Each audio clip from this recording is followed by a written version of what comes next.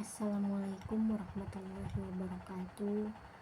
Perkenalkan, nama saya Chelsea Autofunisa dengan NIM 2500282. Dosen pengampu saya yaitu Dr. Hanif Al-Qadri, SPD MPD. Baiklah, saya akan melanjutkan pembahasan yang minggu kemarin, yaitu tentang komunikasi internal, dan sekarang saya akan menjelaskan tentang komunikasi kelompok kecil. Apa itu komunikasi kelompok kecil? Komunikasi kelompok kecil merupakan komunikasi yang berlangsung secara tatap muka antara komunikator dan komunikan yang berada dalam situasi saling berhadapan dan saling melihat.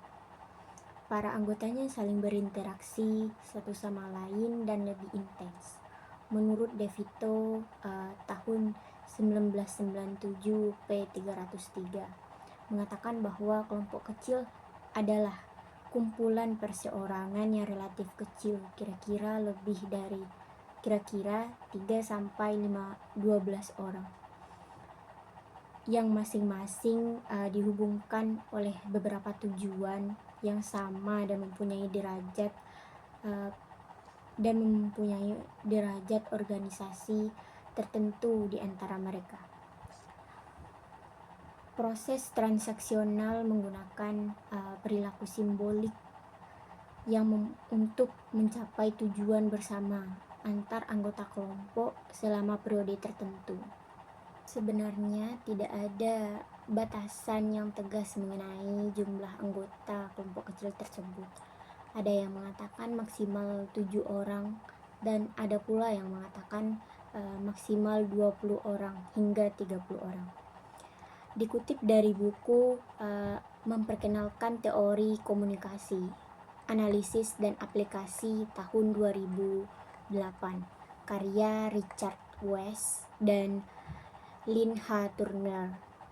Jumlah anggota dalam komunikasi kelompok kecil tidak terlalu penting jika dibandingkan dengan ilustrasi yang akan muncul dari jumlah anggotanya.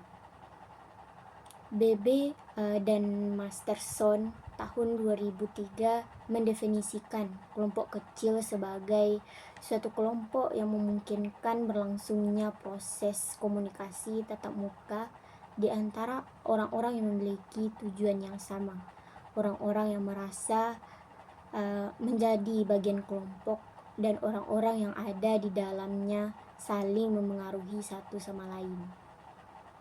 Baiklah, kita sudah tahu apa itu komunikasi kelompok kecil dan jumlah anggota kelompoknya juga sudah kita ketahui.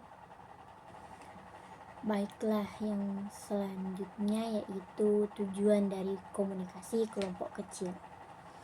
Menurut Arni Muhammad tahun 2011 nomor 182, tujuan komunikasi kelompok kecil dapat dikategorikan menjadi 2, yaitu yang pertama tujuan pribadi.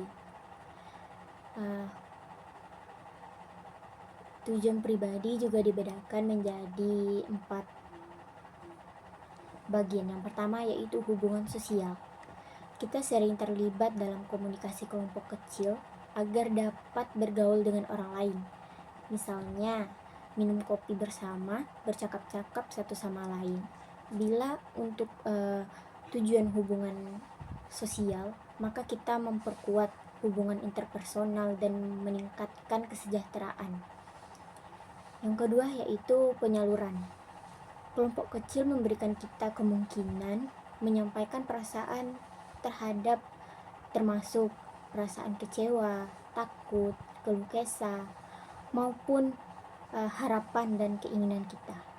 Tujuan ini bisa dilakukan dengan suasana yang mendukung adanya pertukaran pikiran, di mana keterbukaan hati adalah hal yang tepat.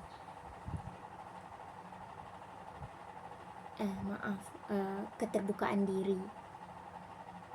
Yang ketiga yaitu kelompok terapi. Biasanya digunakan para psikiater untuk membantu orang menghilangkan sikap-sikap mereka atau tingkah laku dalam beberapa aspek kehidupan mereka. Yang keempat, belajar. Alasan umum orang mengikuti kelompok kecil adalah belajar dari atau belajar dari yang lain. Belajar terjadi dalam macam-macam pengertian. Yang kedua yaitu tujuan yang berhubungan dengan pekerjaan.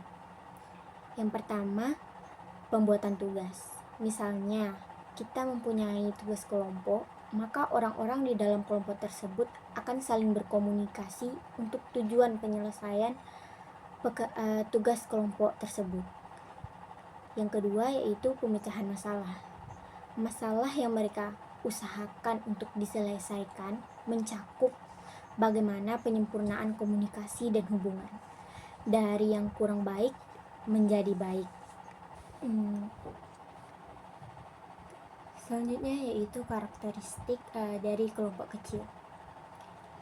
Secara umum disimpulkan karakteristiknya yang pertama yaitu kelompok kecil adalah kumpulan perorangan.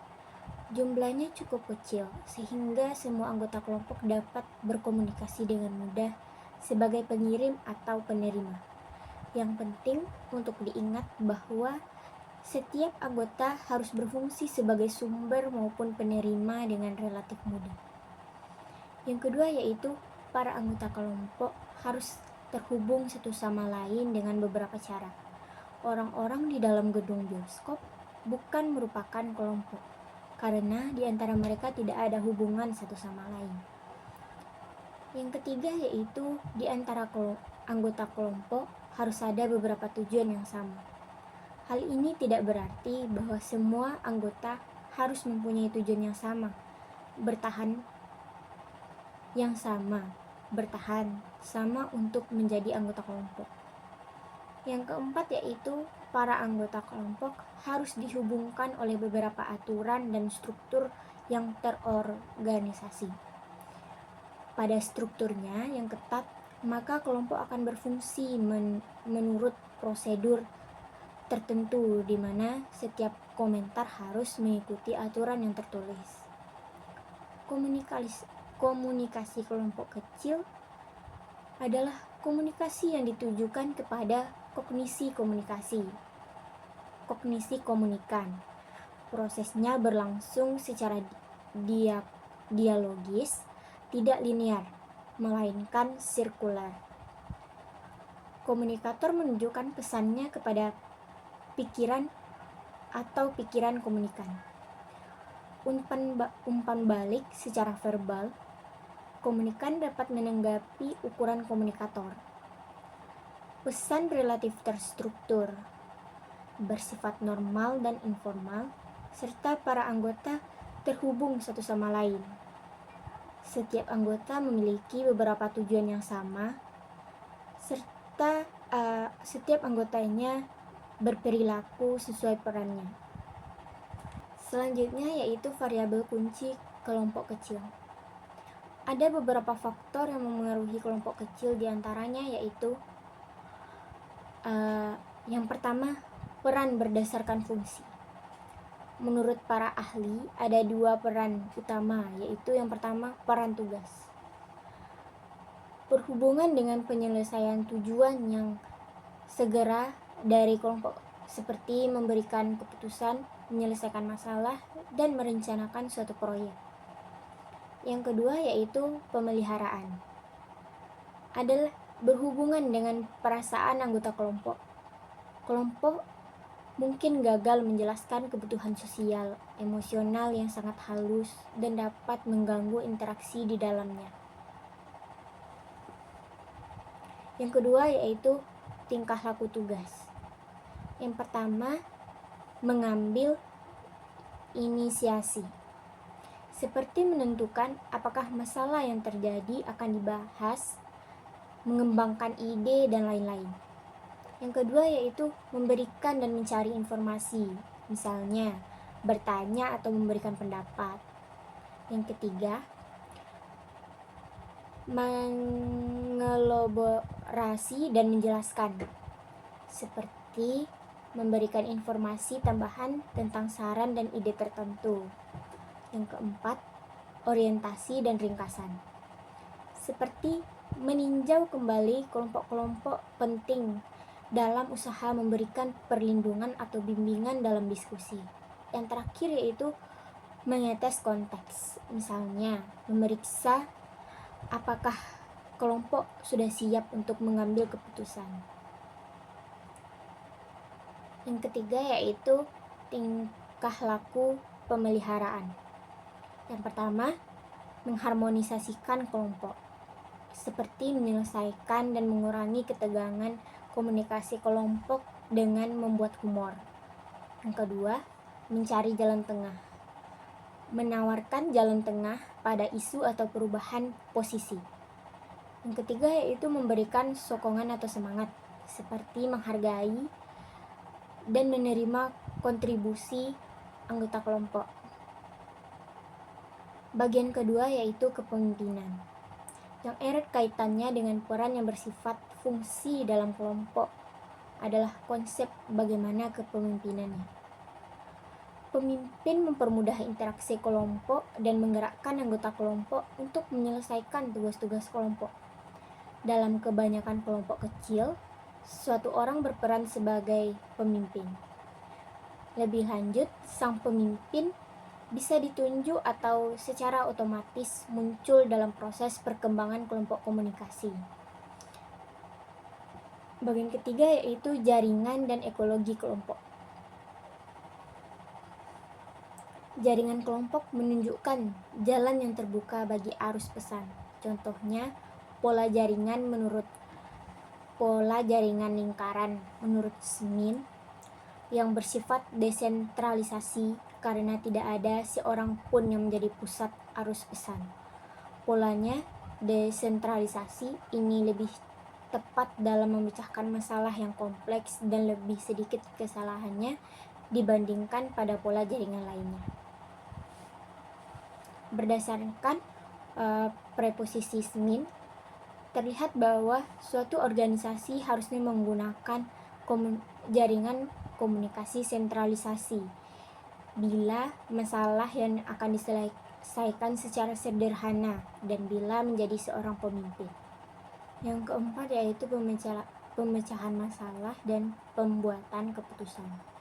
Dalam keadaan tertentu, kelompok lebih baik melakukan tugas kelompok daripada individu, seperti tugas-tugas yang mempunyai pembagian kerja dan membawa hasil bersama.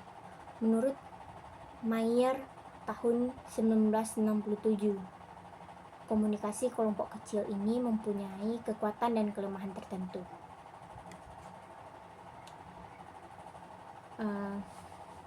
Langkah-langkah dalam pemecahan masalah tersebut menurut Richard Whelan, yang pertama yaitu mengidentifikasi dan menganalisis masalah.